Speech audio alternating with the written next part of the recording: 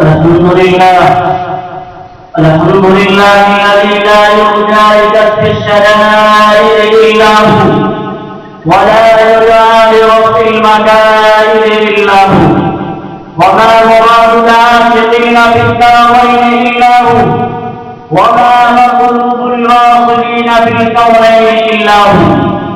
المخلوق كلهم ضعفاء لا قوي إلا هو، والناس كلهم فقراء لا غني إلا هو، لا واجد ولا ماجد إلا هو، لا حافظ ولا ناصر إلا هو، غافل الذنب وقابل التوب شديد العقاب القول لا إله إلا هو. هل من خالق غير الله يرزقكم من السماء والأرض؟ لا إله إلا هو.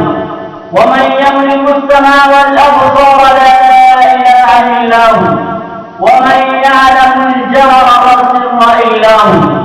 موسى على الطور حين ناداه قال لا إله إلا هو. يونس في بطن الحوت حين ناداه قال لا إله إلا هو.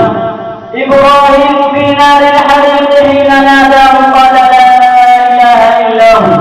ونشهد أن لا إله إلا الله وحده لا شريك له، وهو الحي لا إله إلا هو. أيها المسلمون، اعلموا أن الدنيا دائرة ولذتها فانية وطاعتها باقية، وحاصلها موت وآخرها موت.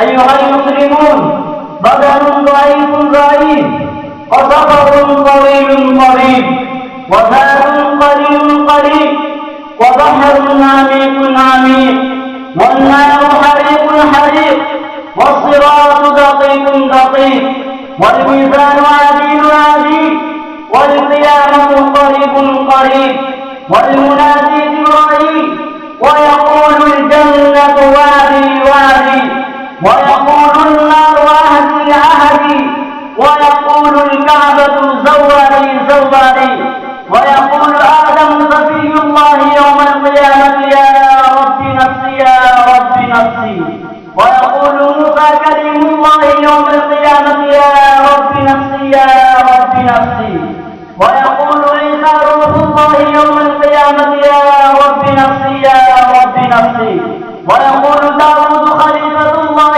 يوم القيامة يا رب نفسي يا رب نفسي، ويقول رسولنا ونبينا وشفيعنا ومرشدنا محمد صلى الله عليه وسلم يوم القيامة يا رب أمتي يا رب أمتي، ويقول الجليل الجبار عم نواله حبيبي حبيبي يا عبادي لا خوف عليكم اليوم ولا أنتم تحزنون. بارك الله لنا ولكم في القرآن العظيم، ونفعنا وإياكم بالآيات والذكر الحكيم، إنه تعالى جواد كريم ملك بر رؤوف رحيم.